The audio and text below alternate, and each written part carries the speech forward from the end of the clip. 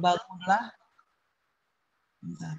Bangunlah sebelum saat orang lain masih tidur.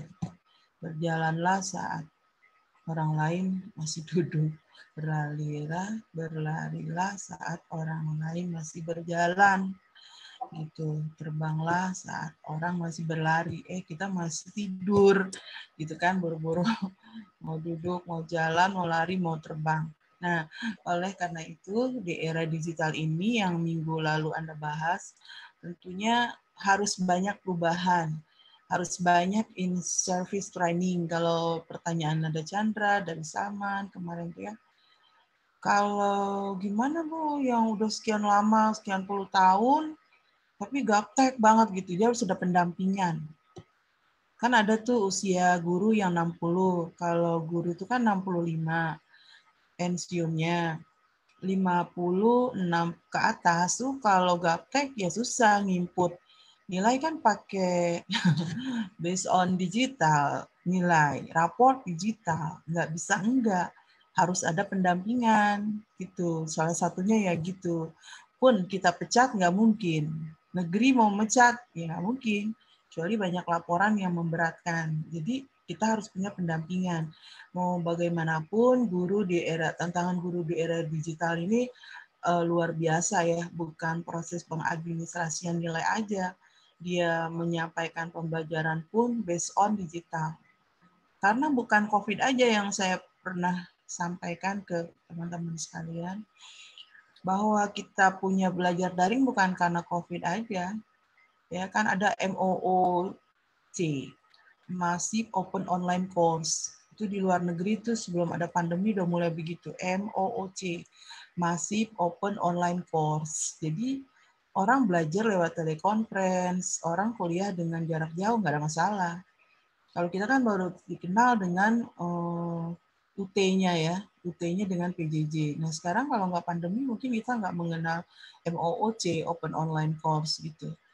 Nah oleh karena itu mau guru, mau dosen, mau siapapun harus mengikuti arus perubahan, terutama di era digital sehingga pembelajaran pun berbasis online. Seandainya secara administratif orang itu bisa, guru ini bisa melakukan satu aktivitasnya, dia harus menularkan ke guru yang lain. Biasanya kalau dalam satu komunitas, kita udah pernah belajar tentang KKG dan MGMP. You know KKG? Zahratul Aini, tahu nggak KKG? Nah, kan audionya apa KKG? Ada yang tahu KKG? Kelompok kerja guru, Bu. Oke, good. Ada satu lagi MGMP. Ada yang tahu MGMP? MGMP? KKG tadi kelompok kerja guru. MGMP? Musyawarah Guru Mata Pelajaran. Kalau tadi kelompok kerja guru sama aja. Ya, kalau di madrasah namanya KKG, kalau di sekolah umum namanya MGMP. Musyawarah Guru Mata Pelajaran. Ketika Anda nanti berprofesi sebagai guru, Anda harus berkumpul dalam satu komunitas namanya MGMP. Dalam MGMP itulah share tentang kemampuan, kompetensi termasuk era digital ini seperti apa nih. Kemendikbud sudah melayangkan tentang pembatik. Pembatik itu pembelajaran berbasis TIK.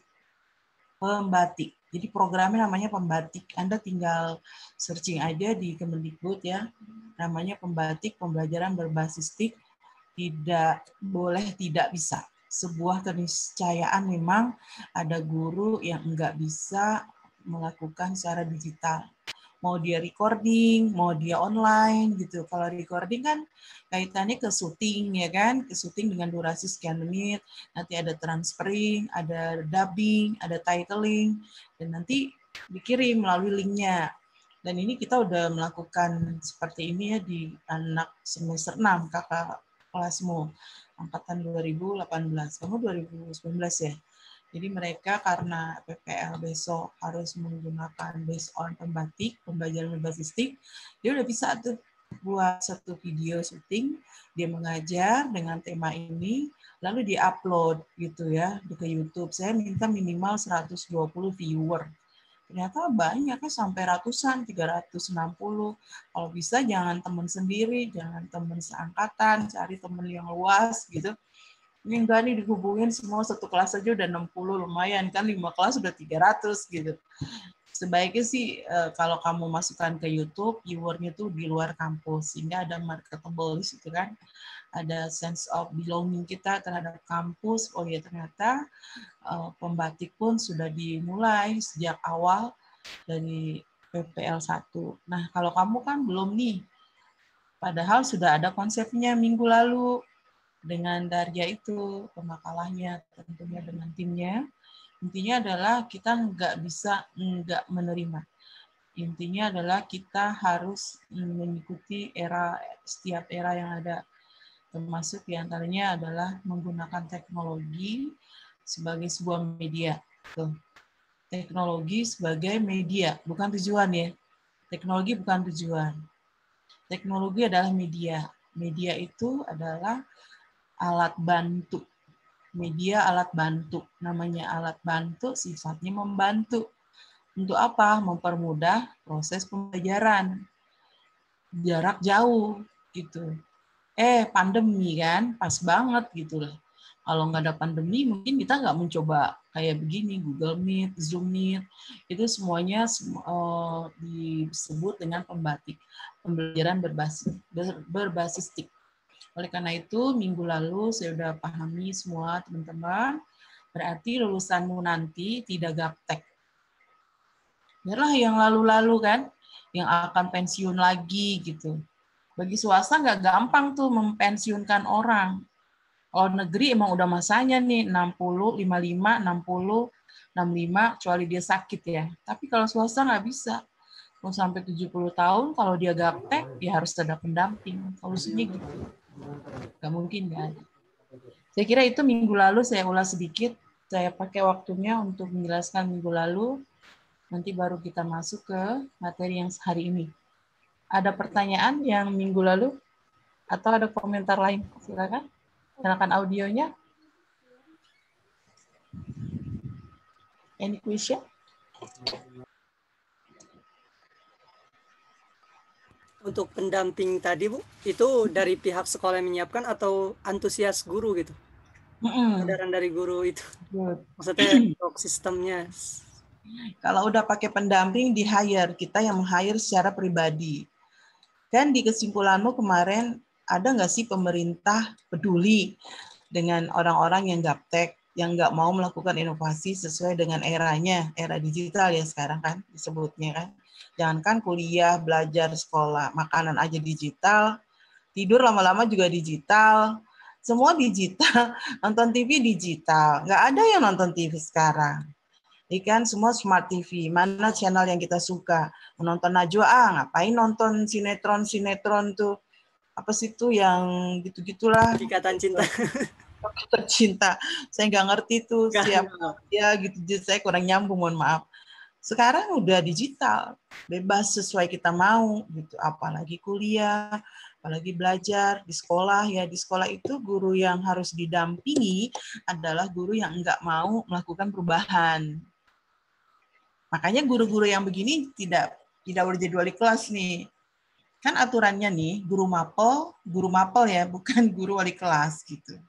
Guru mapel sebaiknya fokus pada mapel saja, jangan wali kelas.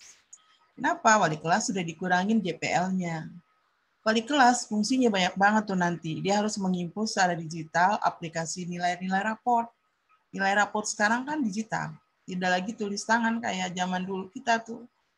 Rapor kelas 1 ditulis gitu ya sampai bawahnya. Sekarang enggak, aplikasinya udah gampang. Ya, begitu kita input gitu angkanya 80, dia terdeskripsikan sebelah kanannya. Kita input 60, terdeskripsikan sebelah kanannya. 60 itu berarti kurang. Anak ini menunjukkan nanti ada kalimatnya sudah terdesain sedemikian rupa dalam aplikasi nilai rapor. Nah, kita harus meng-hire nih. Ya, itu secara pribadi. Sekolah yang mengatur, oke. Tapi tidak sekolah yang membayar. Harus meng-hire, biasanya TU, orang admin, orang IT, gitu. Nah, daripada ribet kita nyuruh orang, khawatir kesalahan dalam menginput, kan bisa aja kan. Mending kita sendiri, karena itu belajar. Sekali lagi belajar. Ya, mau dipaksain memang harus dipaksain. Nggak bisa nggak dipaksain, karena udah eranya begitu. Bahkan ada yang lagi ngajar nih berisik gitu. Udah audionya terganggu, kameranya hilang-hilang. Itu gaptek banget kan. Udah gitu anaknya ya, nyalakan audionya. Kenapa sih nggak dibilang coba audionya matikan dulu ya? Coba tolong matikan. Ibu sedang menjelaskan. Nanti kalau Anda mau tanya, ada penjelasan yang kurang paham, Anda silakan nyalakan audionya.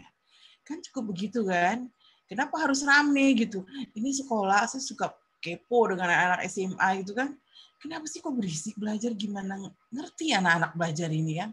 Nah ini penting buat kita mengarahkan karena kita ngerti digital, karena kita mengerti aplikasi-aplikasi.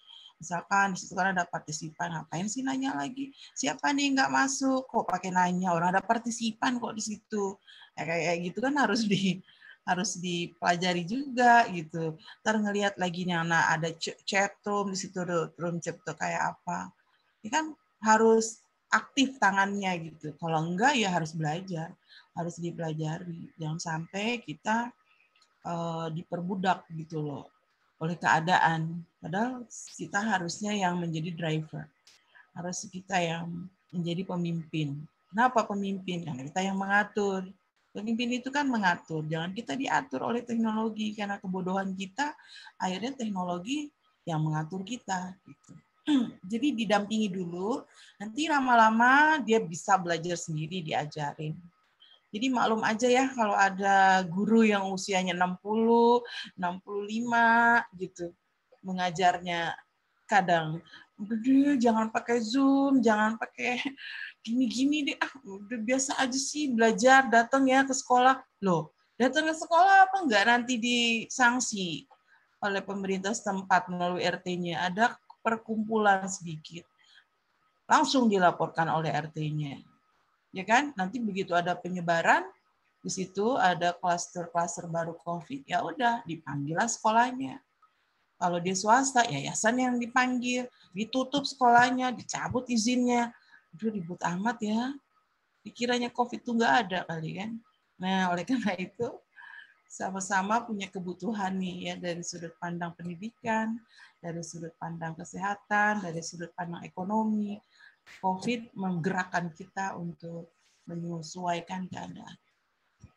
Itu Salman. Ada lagi yang lain? Cukup? Oke ya. Kalau cukup, kita dengarkan pemaparan dari kelompok. Kalau bisa sih dibatasin ini penjelasannya setengah jam, biar kita bisa diskusi. Silakan dimulai, Salman. Murotal dulu 2 ayat saja. Saudara Chandra, bisa? Ya, silakan.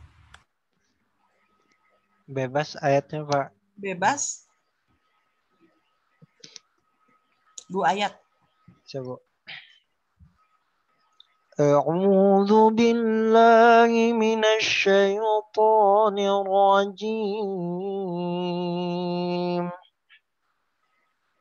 فاذكروني أذكركم واشكروا لي ولا تكفرون يا أيها الذين آمنوا استعينوا بالصبر والصلاة إن الله مع الصابرين.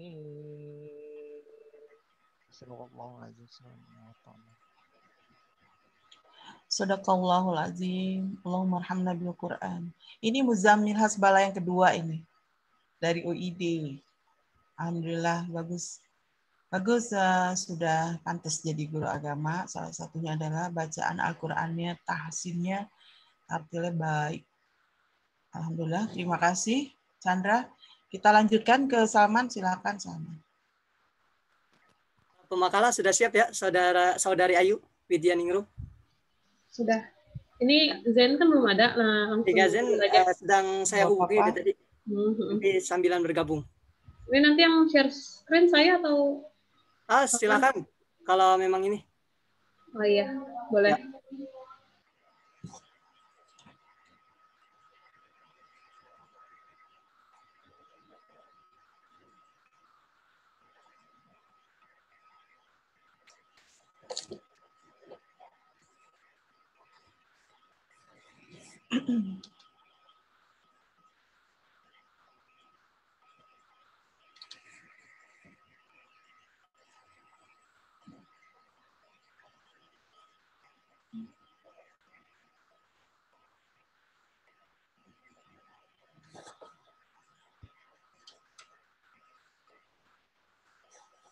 Strategi.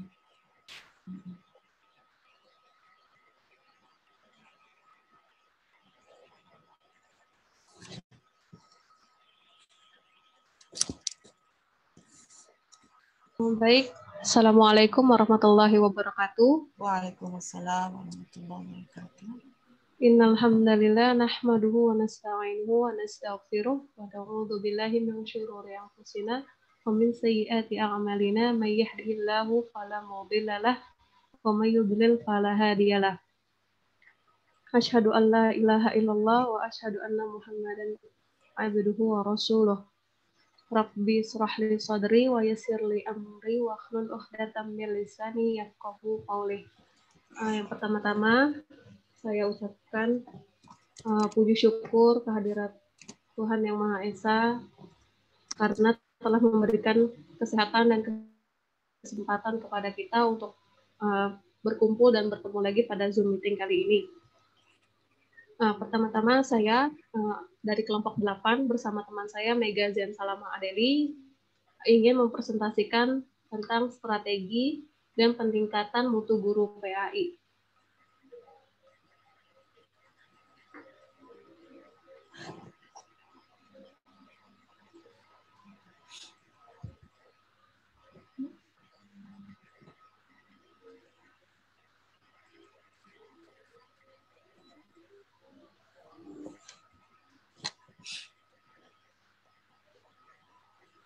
Yang pertama, pengertian guru bermutu. Di sini terbagi menjadi dua. Yang pertama, Undang-Undang Nomor 14 Tahun 2005. Ini keluar, mohon maaf sebentar.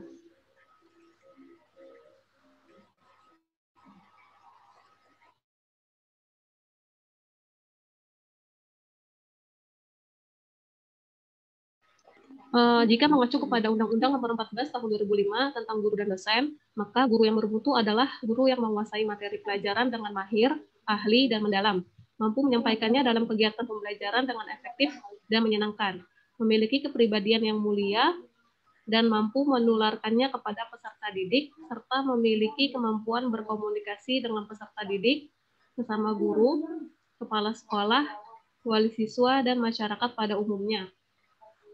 Kemudian yang kedua, menurut Mokhtar Bukhari. Mokhtar Bukhari berpendapat bahwa guru yang baik adalah guru yang mampu melaksanakan inspiring teaching, yaitu guru yang melalui kegiatan mengajarnya mampu mengilhami murid-muridnya. Melalui kegiatan mengajar yang memberikan ilham ini, guru yang baik menghidupkan gagasan-gagasan yang besar, keinginan yang besar pada murid-muridnya, dan bukan sebaliknya, seperti malah membonsai, mengkerdilkan, dan membuat peserta didik menjadi pemalu, penakut, minder, rendah diri, dan sebagainya. Kemudian, kriteria guru profesional menurut Undang-Undang Dasar tadi masih dalam standar minimal, sedangkan untuk standar maksimal kriteria tersebut masih dapat ditambahkan lagi dengan ciri-ciri sebagai berikut. Yang pertama, memiliki motivasi dan etos kerja yang unggul yang dapat menggerakkan seorang guru untuk bekerja dengan penuh semangat di atas rata-rata kerja biasa. Hal yang demikian karena kerja guru bukanlah kerja fisik seperti petani atau tukang, melainkan kerja fisik dan non-fisik yang multidimensional. Seorang guru bukan hanya bertugas membina daya cipta atau intelektual, melainkan juga daya rasa, emosional, dan karsa atau keterampilan. Seorang guru bukan hanya bertugas membina aspek fisik, panca indera, dan akal pikiran, melainkan juga jiwa dan spiritualitas. Seorang guru bukan hanya membina kecerdasan intelektual, matematika, bahasa, melainkan juga kecerdasan spesial, kinestesis, etis, sosial, inter, dan intrapersonal. Kriteria yang kedua, guru yang bermutu juga bukan hanya memandang profesi sebagai pekerjaan yang didasarkan pada pendidikan yang relevan dengan pekerjaannya, dan bukan pula sebagai pekerja yang terus dikembangkan secara terus-menerus. Berpegang teguh pada kode etik profesi, bukan pekerja sambilan, melainkan sebagai pekerja utama, sebagai sumber kehidupan ekonominya, melainkan profesi yang didasarkan pada panggilan agama. Di dalam agama, profesi juga terkait dengan sikap yang tidak mencampur adukan antara urusan pribadi dengan urusan pekerjaan. Kekecewaan atau kebencian kepada seseorang misalnya, tidak boleh menyebabkan ia tidak memberikan pelayanan yang baik kepada orang tersebut. Selain itu, seorang guru juga harus memahami, menghayati, dan mempraktekkan dasar-dasar pokok dalam pendidikan Islam. Selanjutnya, meningkatkan mutu guru melalui PPG. Pendidikan profesi merupakan program pendidikan yang tinggi yang dilaksanakan setelah program sarjana dan mempersiapkan peserta didik untuk memiliki pekerjaan dengan persyaratan keahlian khusus.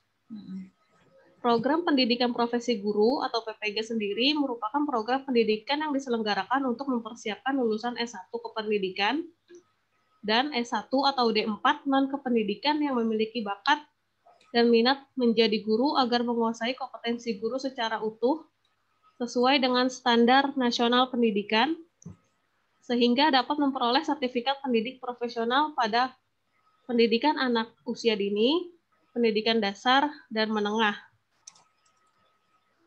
Program PPG didasarkan pada Peraturan Menteri Pendidikan dan Kebudayaan RI nomor 87 tahun 2013.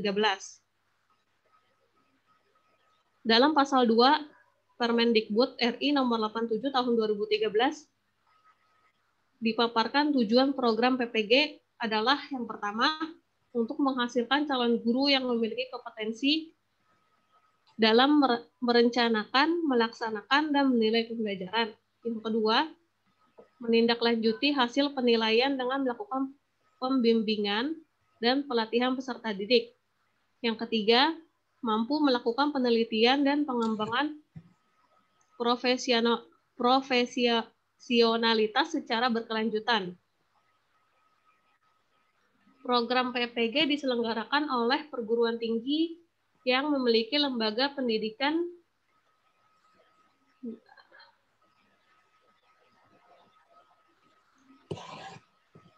ya. Sebentar, Bu, mohon maaf. Memiliki program PPG diselenggarakan oleh perguruan tinggi yang memiliki lembaga pendidikan tenaga kependidikan yang memenuhi persyaratan dan ditetapkan oleh Menteri.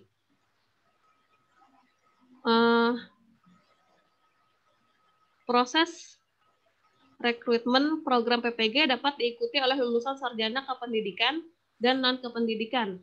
LPTK sebagai lembaga penyelenggara PPG mensyaratkan adanya tes masuk bagi calon mahasiswa baru. Bagi lulusan S1 kependidikan yang telah lolos tes, dapat langsung mengikuti program PPG tanpa melalui program matrikulasi.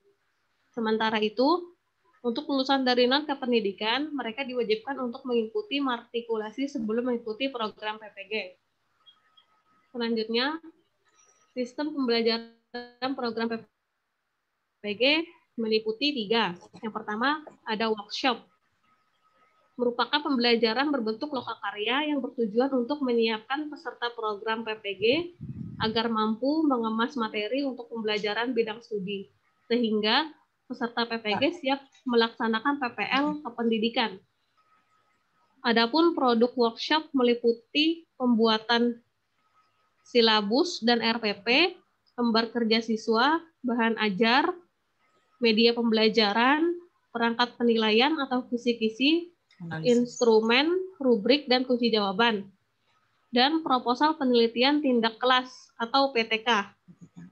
Penilaian kegiatan workshop meliputi yang pertama, penilaian dilakukan secara berkelanjutan dengan menggunakan pendekatan PAP. Yang kedua, penilaian meliputi penilaian proses dan produk. Yang ketiga, hasil evaluasi dinyatakan dalam bentuk angka atau huruf atas dasar persentase pencapaian kompetensi. Yang kedua, praktik pengalaman lapangan atau PPL. Merupakan kegiatan praktik belajar mengajar di kelas dengan pemantauan langsung secara intensif oleh dosen yang ditugaskan khusus dan dinilai secara objektif dan transparan. Adapun kegiatan PPL ini meliputi tahap pengenalan lapangan, mikro, dan makro teaching, latihan mengajar terbimbing, dan latihan mengajar mandiri. Penilaian kegiatan PPL meliputi yang pertama, penilaian selama kegiatan PPL terdiri atas penilaian proses dan produk. Yang kedua, penilaian proses dan produk dilakukan oleh dosen dan guru pembimbing. Yang ketiga, bobot kelulusan PPL sebesar 40%. Yang terakhir, uji kompetensi. Yang pertama, ujian kompetensi terdiri atas ujian tulis dan ujian kinerja. Yang kedua, ujian ini ditempuh setelah mahasiswa lolos dalam kegiatan workshop dan PPL. Yang ketiga, ujian tulis dilaksanakan oleh prodi penyelenggara, sedangkan ujian kinerja dilaksanakan oleh prodi dengan melibatkan organisasi profesi atau pihak eksternal yang profesional dan relevan. Yang keempat, mahasiswa yang lulus uji kompetensi memperoleh sertifikat pendidik yang dikeluarkan oleh LPTK. Dan yang terakhir, bobot kelulusan uji kompetensi adalah 30%. Yang selanjutnya akan dijelaskan oleh rekan saya. Apakah sudah hadir Megazen? Ada ya? Belum, Ayu. Masih ada pasien nih. Jadi, baik, saya lanjut saja. Tujuan pendidikan profesi guru. Secara umum, tujuan program pendidikan profesi guru atau PPG adalah sesuai dengan yang diamanatkan oleh Undang-Undang Nomor 20 Tahun 2003 Pasal 3, yaitu menghasilkan calon guru yang memiliki kemampuan mewujudkan tujuan pendidikan nasional. Sedangkan secara khusus, tujuan PPG seperti yang tercantum dalam Permendiknas Nomor 8 Tahun 2009 Pasal 2 sebagai berikut. Yang pertama, untuk menghasilkan calon guru yang memiliki kompetensi dalam merencanakan, melaksanakan, dan menilai pembelajaran. Yang kedua, untuk menindaklanjuti hasil penilaian dengan melakukan pembimbingan dan pelatihan peserta didik. Yang ketiga, untuk melakukan penelitian dan pengembangan profesionalitas secara berkelanjutan. Dengan demikian, tujuan program pendidikan profesi guru atau PPG adalah untuk mewujudkan guru-guru yang memiliki kompetensi sesuai dengan bidangnya, yang pengakuan secara tertulisnya dibuktikan dengan dimilikinya sertifikat pendidik profesional. Selanjutnya, syarat pendidikan profesi guru. Yang pertama, persyaratan dosen pengampu lokakarya dan pembimbing praktik pengalaman lapangan adalah yang pertama, berkualifikasi akademik yang paling rendah magister atau yang setara. Yang kedua, berlatar belakang di bidang pendidikan atau non-pendidikan yang sesuai dengan bidang keilmuan atau keahlian yang diampu. Yang ketiga, memiliki jabatan fungsional akademik paling rendah asisten ahli. Yang keempat, memiliki sertifikat pendidik atau sertifikat lain dan atau dapat menunjukkan keahlian yang spesifik. Yang terakhir, diutamakan memiliki pengalaman mengajar di sekolah. Kemudian yang kedua, persyaratan untuk menjadi guru pamong atau mentor teacher dalam PPG adalah sebagai berikut. Yang pertama, memiliki kualifikasi pendidikan sekurang-kurangnya sarjana atau sarjana terapan yang sama atau serumpun dengan bidang studi PGSD. Yang kedua, memiliki sertifikat pendidik bidang studi PGSD atau sertifikat lain dan atau dapat menunjukkan keahlian yang spesifik dengan bidang studi PGSD. Yang ketiga, memiliki jabatan fungsional serendah-rendahnya guru muda, diutamakan guru yang memiliki jabatan fungsional guru utama dan guru madya di sekolah dasar. Dan yang terakhir, diutamakan memiliki pengalaman sebagai guru pamong, dibuktikan dengan surat keterangan atau sertifikat sebagai guru pamong. Syarat PPG yang terakhir yaitu persyaratan untuk menjadi dosen atau instruktur dari unsur praktisi pendidikan dalam program studi PPG. Yang pertama, memiliki kualifikasi pendidikan sekurang-kurangnya sarjana atau sarjana terapan. Yang kedua, memiliki keahlian spesifik dan relevan dengan program PPG. Dan yang terakhir, memiliki pengalaman mengajar sebagai guru, dosen, instruktur, atau tutor minimal 5 tahun. Selanjutnya, kesimpulan. Yang pertama, bahwa guru merupakan komponen atau unsur pendidik yang paling utama dibandingkan dengan komponen atau unsur pendidik lainnya. Seandainya komponen atau unsur pendidik lainnya tidak ada, seperti tidak ada silabus atau gedung sekolah, namun masih ada guru, maka kegiatan pendidikan akan tetap berjalan. Yang kedua, sejalan dengan posisi guru yang demikian strategis dalam kegiatan pendidikan, maka upaya peningkatan mutu pendidikan harus dimulai dengan peningkatan mutu guru, sebagaimana yang ditempuh oleh pemerintah melalui program sertifikasi, pendidikan profesi keguruan, dan lain sebagainya, agar menjadi guru yang profesional. Dan yang terakhir, dalam pendidikan agama Islam, seorang guru yang profesional bukanlah hanya sekedar memiliki 4 kompetensi profesional sebagaimana yang diatur dalam Undang-Undang Nomor 14 Tahun 2005 tentang kompetensi akademik, pedagogik, kepribadian, dan sosial, melainkan juga harus memiliki misi kenabian, menjadi contoh dan teladan yang baik, seperti juhud, ikhlas, maaf, dan memiliki sifat penyayang dan kebapaan, atau senantiasa menambah ilmu, sabar, dan memperhatikan perbedaan bakat dan minat peserta didik. Mungkin itu saja presentasi dari kelompok saya. Mohon maaf apabila ada kekurangan. Untuk teman-teman apabila ada yang ditanyakan mungkin bisa. Oke, Ayu. Atau ada yang ingin menambahkan di presentasi. Terima kasih. Ya, Ayu. Kamu sendiri ya, jadi ya? Kamu sendiri berarti kan? Magazinnya belum hadir. Iya, nggak apa-apa. Nanti pasti ada tugas lain dari yang tidak hadir untuk presentasi. Sebelum ke yang lain ya, wajib nggak S1 ngambil PPG, pendidikan profesi guru? Mata kuliah kita pengembangan profesi guru, ya. Mata kuliahnya. Materi hari ini tentang strategi meningkatkan mutu guru PAI. Strategi yang ditawarkan Ayu adalah lewat PPG, pendidikan profesi guru. Tadi udah dijelaskan habis S1 masuk PPG. PPG itu paling lama 1 tahun. 1 tahun. Kenapa masuk situ? Kenapa harus ngambil itu? Ini kan strategi, coba. Strategi. Ya kan? Usaha, cara yang digunakan untuk meningkatkan mutu guru PAI. Kalau dokter itu ada koas, dia belum boleh buka klinik kalau belum ada koas internship. Dulu guru sebelum ada undang-undang ini nih, ya, undang-undang ketentuan 2005 dan tadi 2013 sudah launching PPG-nya. Lulus S1 ya udah ngajar gitu. Akhirnya ada PLPG. Saya termasuk asesor PLPG sejak tahun 2008 sampai sekarang. Nah, tahun 2013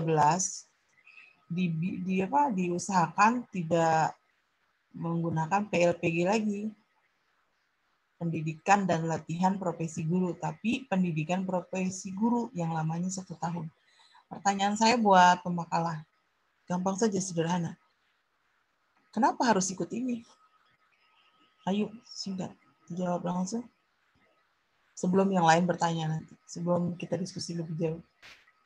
Kenapa Ayu harus ikut PPG?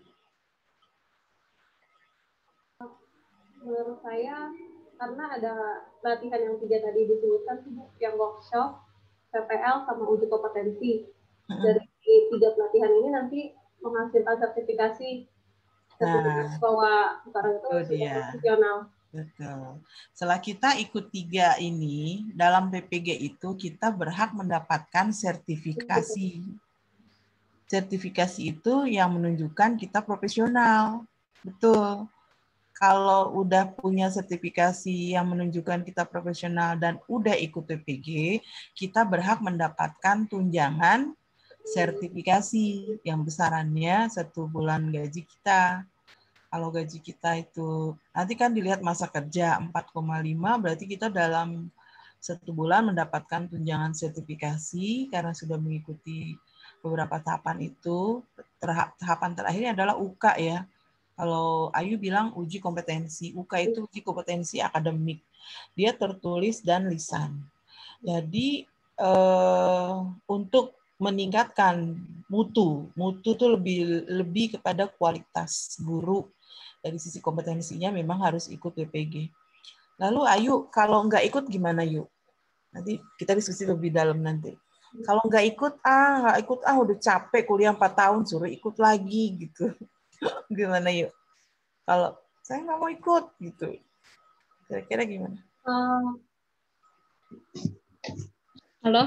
Ya. Kalau menurut saya mungkin kalau nggak ikut ya tadi itu nggak dapat sertifikasi.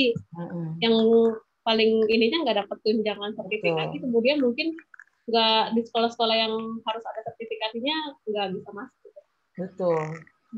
Nanti di Dapodik kita kamu termasuk guru yang based on datanya tidak bisa diteruskan lagi sampai naik golongan, sampai mendapatkan tunjangan. Jadi itu upaya yang bisa dilakukan. Jadi pastikan Anda sekarang semester 4, banyak tahapan yang harus Anda lalui. Yakinlah bahwa ini sebuah strategi ya, sebuah upaya untuk meningkatkan mutu kita. Gitu. Jadi profesi apapun memang harus diuji cobakan dulu.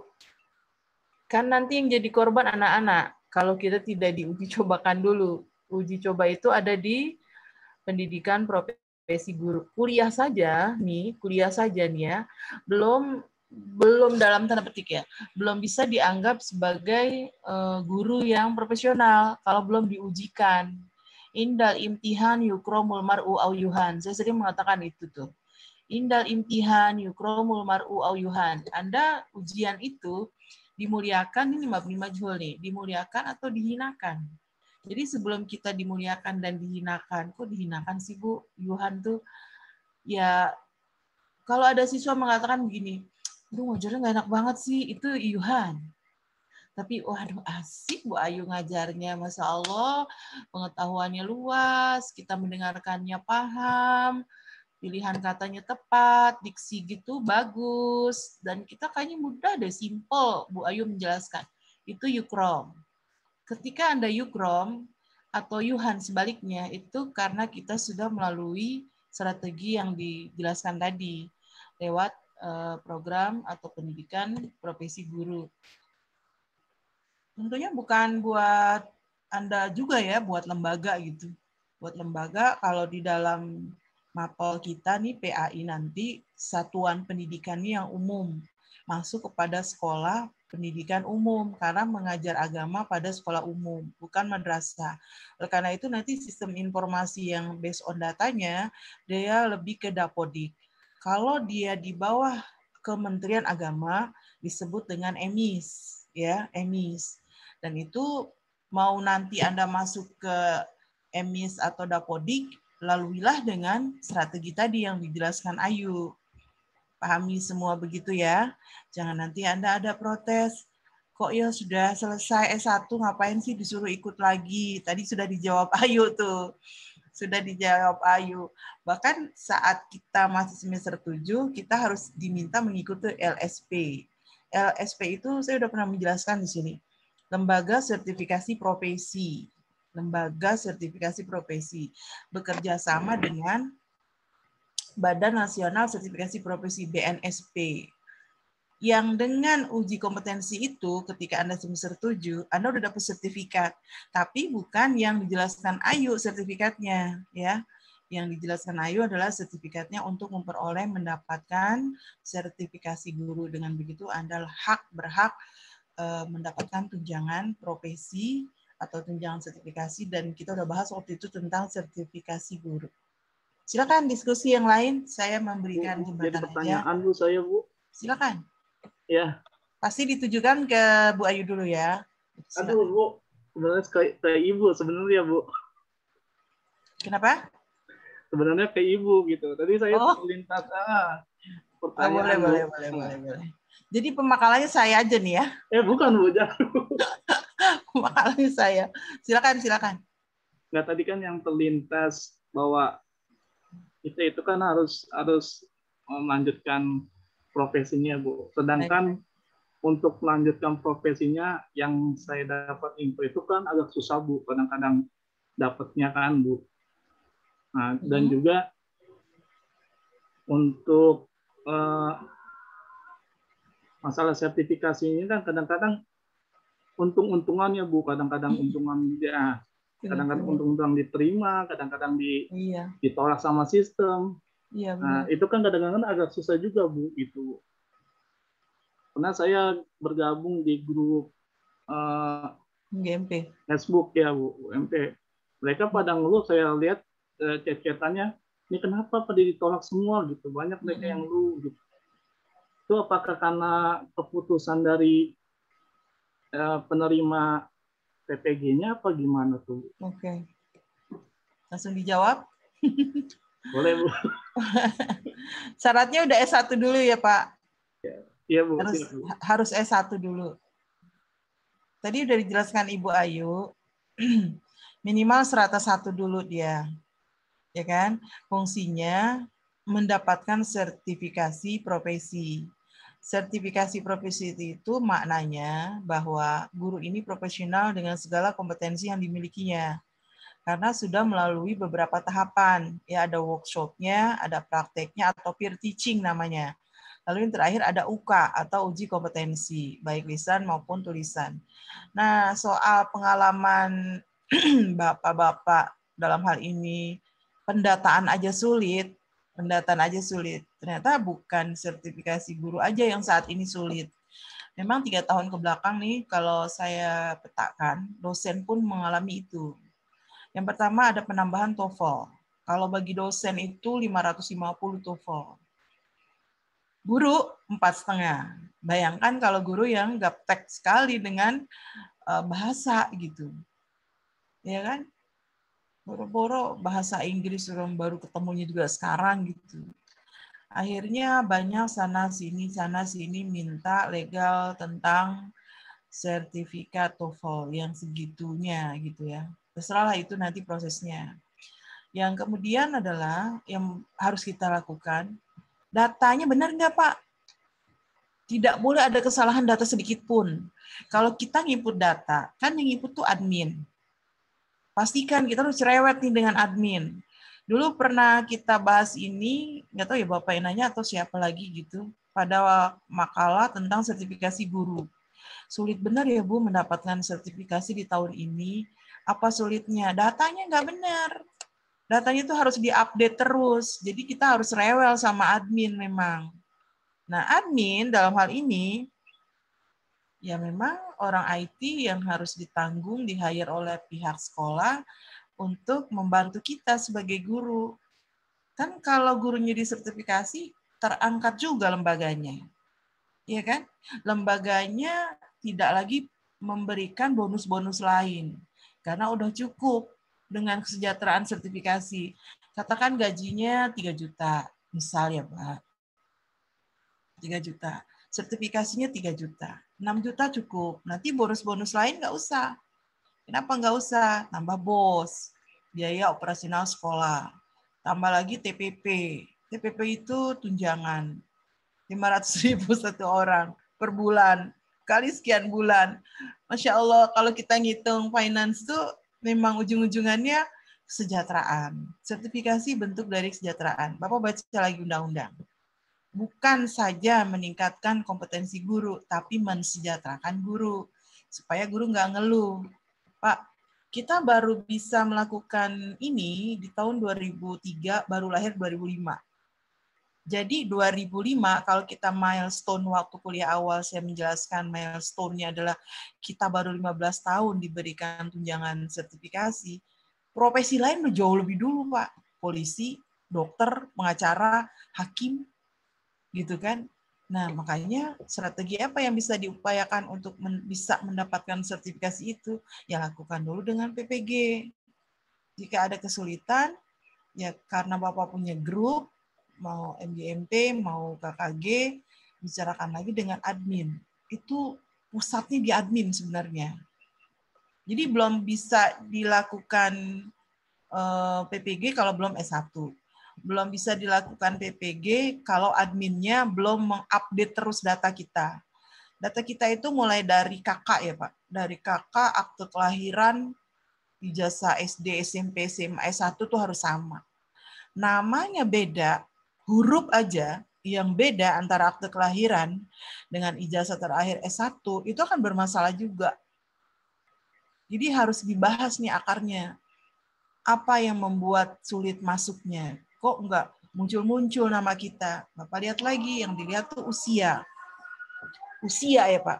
Lagi-lagi usia. Usia yang paling tua itu dia yang duluan. Sekarang udah habis nih yang tua. Ya udah, tinggal yang muda lagi maju. Kok bisa begitu? Iya kan dia pakai level. Kenapa yang tua duluan? Khawatir yang tua udah habis masa pensiun, baru mendapatkan sertifikasi setahun, udah pensiun gitu loh maksudnya.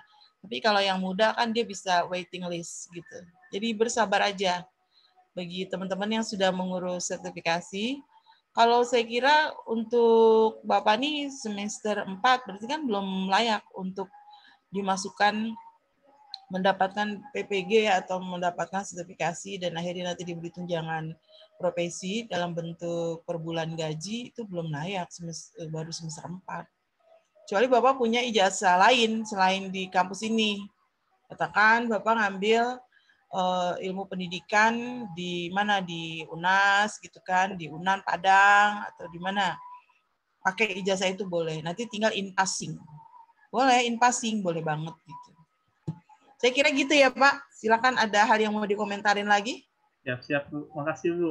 Oke. Jadi Bapak deketin adminnya ya Pak. Teman-temannya Bapak tuh suruh deketin admin. Apa data yang kurang? Apa nih yang meleset datanya? Ya udah dirayu-rayu aja lah. Karena kita nggak bisa meng-approve sendiri. Ya, approval itu ada pada admin. Nggak bisa sendiri. Sama dosen juga gitu. Jadi harus di-input oleh servernya masing-masing. Dari mana? Dari lembaga itu. Makanya database dari awal harus benar. Jangan berseberangan gitu ya antara data yang tadi saya jelaskan. Sabar aja, sabar. Nanti kalau kurang jelas, kita buka link sendiri tentang serba-serbi PPG gitu kan. Saya asesor dari tahun 2003, Pak. Mengasesori PGSD, PGMI. Saya kebanyakan keseringan dapat Banten, daerah Banten. Itu juga gaptek Pak, Masya Allah, gaptek banget. Dulu namanya PLPG, cuma 10 hari ya, kita diasramakan, ada di Wisma Haji, kadang kita di Sarua, itu tuh sejak tahun 2003. Nah, begitu 2013, berarti udah hampir 7 tahun, dijadilah PPG.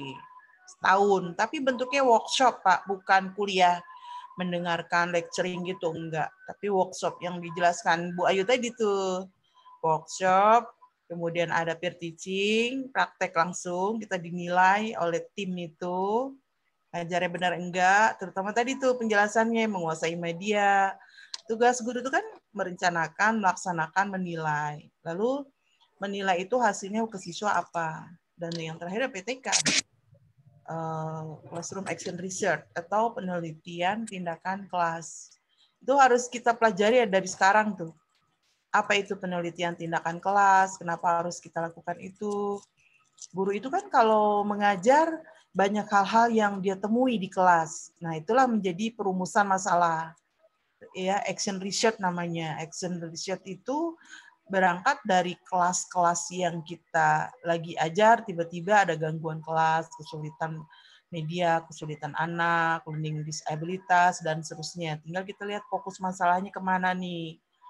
Udah jadikan penelitian siklus 1, nanti ada siklus 2, memang harus dipelajari ya, karena nggak mungkin enggak kita lakukan untuk mendapatkan sertifikasi ini melalui PPG. That's all, Pak. Saya kira itu. Ya, Bu, makasih, Bu. Oke, sama-sama. Jadi saya deh pemakalahnya deh. Seterusnya, penanya berikut. Kalau belum puas, buat link baru ya. Jangan link di sini nanti. Silakan, ada lagi?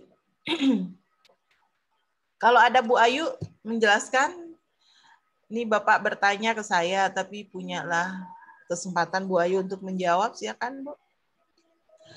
Sambil menunggu yang tanya, sambil menunggu diskusi yang lain. Gimana Ayu Widyaningrum? Ada yang ditambahkan dari penjelasan beliau? Cukup. Mungkin cukup, Sudah jelas banget ya. Nggak apa-apa, jangan takut tersaingi, nggak apa-apa. Boleh punya pemikiran yang berbeda. Itu Pak Ilyas punya kasus. CPG susah, baru pendataan aja susahnya minta ampun. Ya kan, guru banyak ngeluh. Guru banyak mengeluh. Kalau udah guru banyak mengeluh, itu nanti korbannya siswa. Hati-hati, Pak. Iya, Pak. Hatinya nggak ikhlas tuh, Pak. Bilang, Pak. Bilang, Pak, ke temen Bapak yang banyak ngeluh itu, kalau banyak ngeluh, mau di Facebook, mau di grup, mau di media sosial lain, itu akan punya civil effect ke siswa. Kenapa Rashid Ridho mengatakan bahwa ketidakberhasilan anak dalam belajar itu dari keikhlasan seorang guru dalam mengajar. Selalu dia mengatakan begitu tuh. Kalau kita ikhlas, kan enak, Pak. Ya kan, menyampaikan materi juga dengan lapang gitu. Ya, oke lah, tadi saya bilang kesalahan teknis atau administrasi yang amburadul, ya kan. Kadang, apalagi Kemenak nih, Emis nih. Mana nih orang Kemenak nih, ada nggak? Kadang mendadak tuh, minta apa-apa tuh mendadak tuh, Pak. Harus malam ini, kan kesian admin. Dia harus memikirkan banyak guru. Ya, silakan. Iya tuh Bu, data emis kemarin kebetulan saya sempet tuh entry apa? Iya. NISN kan sekarang adanya di TK. Ya, nomor induk. Keluarnya di TK. Ya. Nah, kita dikasih waktu itu cuma berapa hari gitu untuk rubah data emis itu, dan itu lumayan juga jadi PR gitu. Ibu, itu nanti NISN sampai perguruan tinggi loh, Bu. Iya, iya, sampai perguruan tinggi. Hati-hati menginput data NISN bagi para guru atau admin yang merangkap. Jangan salah input. Jika seandainya kakaknya salah dengan akte kelahiran, ya, kalau harus dikonfirm dulu. Iya. Jangan asal input, karena semua pakai sistem scan ya, Bu ya. Iya, Bu. Nah, itu dia. Scan-nya bukti, itu bukti scan.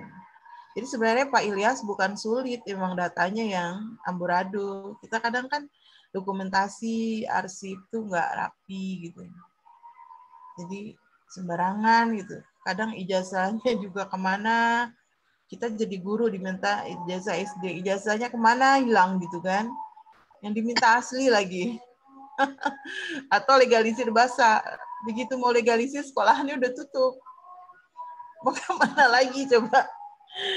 Aduh ampun, karena nggak rapi, sangat tidak rapi. Itu harus dilaminating. Sekarang tuh udah ada penyimpanan di cloud ya, cloud tuh di email, di Google Drive.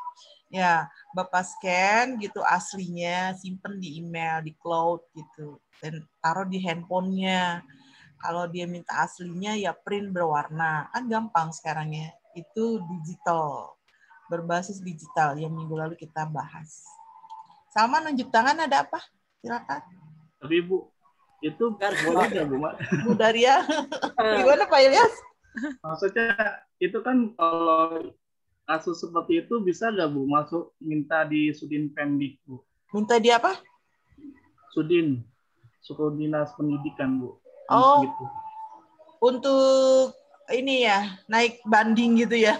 Iya. Pak, kalau Bapak melakukan atas nama pribadi nggak bisa. Ya, semuanya itu harus dilakukan atas nama lembaga. Kan Bapak punya grup nih, MGMP atau KKG. Grup itu solid, buat semacam konsideran yang dimana lembaga yang mengeluarkan. Pasti ada ketua MGMP, ada ketua KKG salah satu. Kalau pribadi nggak dilayanin, Pak. Tidak dilayanin. Jadi konsiderannya apa? Permasalahannya apa? Bapak lampirkan bukti yang kalau admin bilang atau Sudin bilang, emang nggak lengkap nih. Bapak lampirkan dalam bentuk scan. Jadi pada saat kita mengusulkan, mengklaim, gitu, bukti fisiknya didukung gitu loh. Kalau Bapak ngomong doang, ada surat doang, bukti fisiknya ada, nggak bisa. Jadi harus didukung dengan bukti fisik. Gitu. Baru bisa terlayani dan dilayani. Bapak tahu berapa yang dilayani? Kalau Sudin itu, suku dinas itu melayani berapa? Nah, dia punya prioritas nih, ya kan? Kan sistem kerja nih. Masuk di ekspedisi di surat masuk. Nah, itu nanti akan sama jadi kepolisian gitu. Kalau kita laporkan, tunggu ya diproses. Sama, Sudin juga begitu. Tunggu ya diproses. Padahal kita pengennya cepat. Ya kan? Gitu, Pak. Bersabar ya. Emang harus bersabar. Guru yang sekarang sudah mendapatkan tunjangan, Pak Ilyas, S1, dia 5 tahun, hampir 13 juta Pak gajinya. Buat teman-teman semua, berbanggalah waktu pemerintahan SBY mengeluarkan undang-undang ini. Ini gara-gara SBY loh, benar. 2003 lahir Sistem Pendidikan Nasional nomor 20, lahirlah dari Sistem Pendidikan Nasional ini Undang-Undang Guru nomor 14 tahun 2005 yang dijelaskan Bu Ayu tadi, di mana isinya salah satunya adalah uji kompetensi melalui sertifikasi. Lalu diberi tunjangan. Gara-gara SBY itu. Tiba-tiba DPR mau menghapuskan sertifikasi itu. Emang bisa sebegitu aja undang-undang mau dihapuskan? Amandemen. Nah, nggak bisa sembarangan begitu. Kalau remunerasi guru dibatalin karena beberapa hal, hapus tuh remunerasi polisi, hapus tuh remunerasi dokter, hapus remunerasi hakim, jaksa. Kan sama profesinya kita, ya kan? Kita kalau dibilang profesi punya 7 indikator, kita juga punya 7 indikator. Kita punya kode etik, kita punya teori, kita punya keahlian, kita diakui masyarakat, ya kan?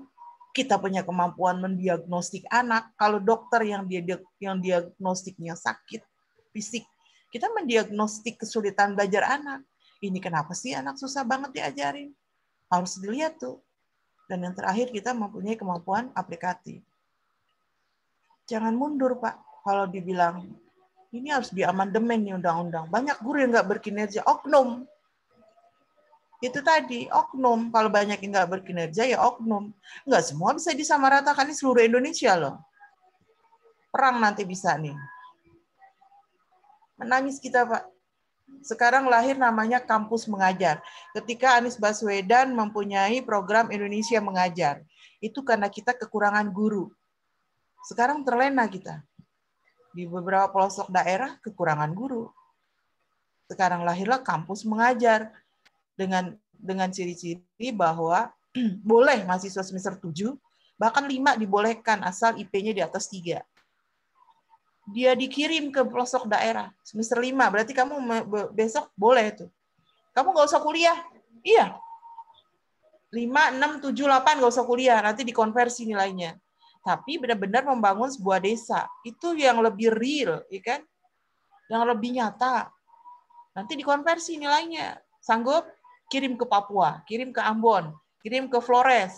Nanti Salman paling cakep di sana. Chandra paling cakep di sana. Pak Ilyas paling religius di sana nanti. Sekalian dakwah. Coba nanti klik ya. Kampus mengajar yang Kemendikbud sudah sekarang tahap 2.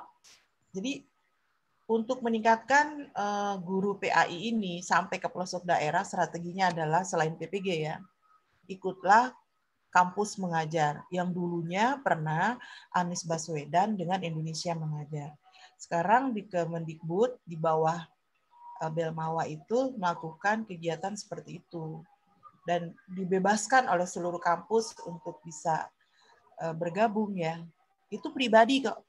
Tapi tetap suratnya nanti yang mengeluarkan kampus gitu. Syaratnya tinggal lihat salah satunya di dalam laman ini. Di dalam running text di bawah ini gitu. Tinggal searching aja pengen ikut. Oke, Pak Ilyas, nggak males kuliah semester 5? Males kuliah semester 6? Ngapain tuh? 7? Lanjut aja Bu, lanjut Bu. 8? Tapi dikirim aja ke Papua. Bu Ayu, ke Papua aja Bu Ayu. Udah Ria, ngapain di Jakarta coba? Iya kan? Ya, sanggupkah kita? Makanya tadi saya bilang Salman ntar lebih cakep tuh, paling cakep. Bu Ayu paling cantik di Papua itu. Jadi kampus itu sebagai lembaga riset, ya, daerah yang kita bangun seluruh Indonesia gitu. Kalau kita siap dengan segala kemampuan, kompetensi kita, akal pikiran kita, niat tulus, itu jauh lebih berarti. Karena mereka menanti di sana. Nanti tugas kita pendamping. Dikasih living cost.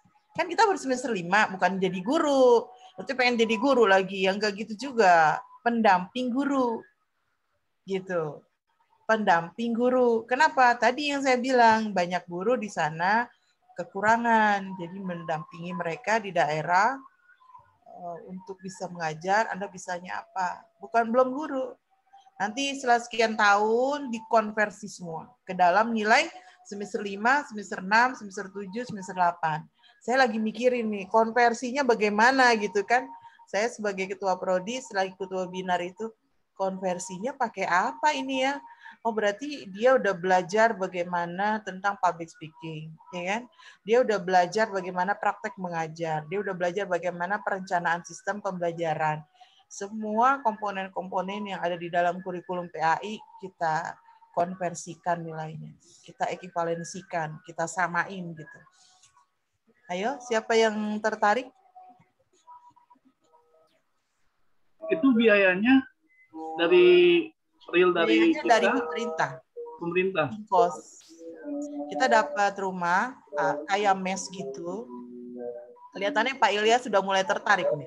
Enggak Bu, maksudnya saya juga kan canangan pemerintah pada saat ini kan adanya penerimaan 1 juta guru ya Bu. Iya. PPK kan gitu. Ya. Apakah program ini di bawah PPK atau sejajar? Kalau itu guru Pak yang PPPK, ya program pemerintah dengan perjanjian kerja, ya semacam KKI gitu kan, kontrak kerja Indonesia. Ini belum guru Pak, mahasiswa. Namanya aja kampus mengajar, mahasiswa. Dimulai dari semester 5, minimal IP-nya 3,25. Pada semester 4 berarti kan kalau semester 5 mau berangkat. Ayo siapa yang bersemangat, saya urus, saya bantu. Ya, kalau enak bilang ke saya, nggak enak jangan bilang ke saya, nambahin pekerjaan nih kalau nggak enak. Iya, biasanya kan semester pertama nih penyesuaian, adaptasi daerah gitu. Tapi pelajari dulu kemungkinan-kemungkinannya. Di mana syarat-syaratnya. Lihat di Kemendikbud. Ketik aja Kemendikbud syarat kampus mengajar. Syarat kampus mengajar Kemendikbud 2021 tahap 2. Dan webinarnya ada. Kalau kamu mau buka YouTube, webinarnya ada. Itu dijelasin banget. Gitu.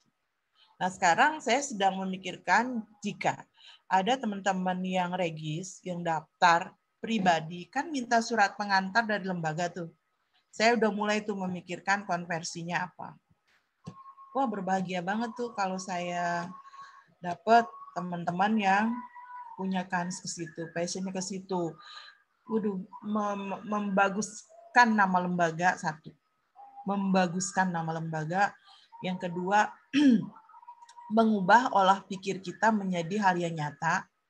Yang ketiga, sebuah amal ibadah sosial yang tinggi.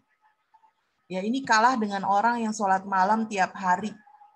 Sampai jidatnya hitam tuh.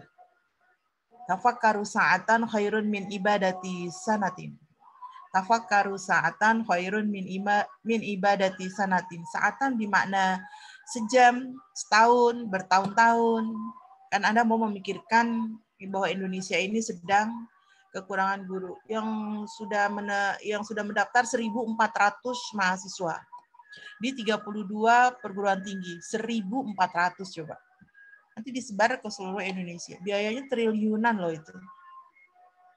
Berani memang, Kemendikbud berani itu melakukan itu. Kalau dulu sifatnya LSM, Anies Baswedan Indonesia Mengajar itu lembaga swadaya masyarakat, bukan pemerintah. Kalau pemerintah kan udah pasti lah ya, punya banyak support dana untuk ini. 20% APBN peningkatan mutu pendidikan. Salah satunya adalah strategi peningkatan mutu guru TAI. Gitu. Bu Ayu, saya kayak jadi pemakalan nih, gimana sih nih? Bu Ayu nih saya bantuin jadinya. Ada lagi hal lain? Nggak ada yang dekat-dekat Bu, apa Bu? Kenapa? Nggak ada yang dekat-dekat. Ya dekat-dekat. Kalau Jakarta nggak ada. Wilayah asalmu Jakarta. Ya nggak mungkin ditaruh di Jakarta. Yang dekat-dekat udah kebanyakan Bang Ilyas. Ada di 30 titik daerah di Indonesia. Itu pun pedalaman ya. Pedalaman. Nah, lihat testimoni orang yang sudah melakukan ini di tahap 1, silakan. Testimoni. Jadi dia melakukan pendampingan itu, dia mulai semester 5. Dia di Jogja. Satu di Jogja, satu di Papua. Tapi dia orang informatika, mahasiswa informatika. Jadi dia mengajarkan bagaimana mengajar berbasis TIK. Nah, itulah ilmu yang dia dapetin dari kampus, dia terapkan di tempat di mana dia ditempatkan, gitu. Satu perempuan, satu laki-laki. Satu perempuan yang di Jogja, satu laki-laki yang di Papua. Itu testimoninya. Nah, kan nanti kalau Salman punya satu pembelajaran agama berbasis TIK, ayo ngaji dengan tanpa guru gimana tuh lewat MP3, ya kan? Maharatul istima, maharatul kitabah, maharatul qiraah, wa maharatul ada 4, maharatul istima, maharatul kitabah, maharatul qiraah. Satu lagi? Apa dong? Hah? Ini kali apa struktur? Intinya begini, kita mau mengajar agama di pedalaman. Bagaimana mengajar agama berbasis TIK? Sekarang kan udah MP3, nggak ada guru ngaji. Bisa nggak sih orang itu bisa ngaji? Bisa kan? Bisa nggak sih? Bisa. Itu Vicky Naki, kenal nggak Vicky Naki? Dia bisa 9 bahasa coba. Dari YouTube, dari TIK itu. Dan dia pakai Ome TV ya, yang dia sembarang, dia random. Nilai positifnya di situ. Dia belajar bahasa dari digital. Spanyol, Rumania, Rusia. Dan orang terheran-heran, bisa loh ya 6 bulan belajar bahasa. Sekarang kita kemampuannya bukan bahasa deh, tapi Al-Quran. Tadi kayak Chandra, enak kan baca Al-Quran. Gimana tuh membuat orang lain bisa seperti Chandra. Buatlah berbasis digital, lewat MP3. Nah, itu tuh di beberapa daerah belum ada kayak gitu. Jadi olah-olah klasik dulu kita ubah ke dalam dunia digital. Kayaknya nggak ada habisnya nih kalau banyak keinginan. Tinggal kita mau nggak menerapkan. Keinginan boleh, keinginan. Ayo, how to do. How to do. Tadi Ayu bagus ya menjelaskan Yu bahwa S1 itu untuk memperoleh sertifikasi profesi yang menunjukkan dia profesional atau tidak harus mengikuti PPG pada lembaga yang diberikan kewenangan oleh Kemendikbud maupun Kemenag. Kalau di bawah Kemendikbud itu UNJ melakukan. Swasta belum ada kecuali UHAMKA ya. UHAMKA udah ada.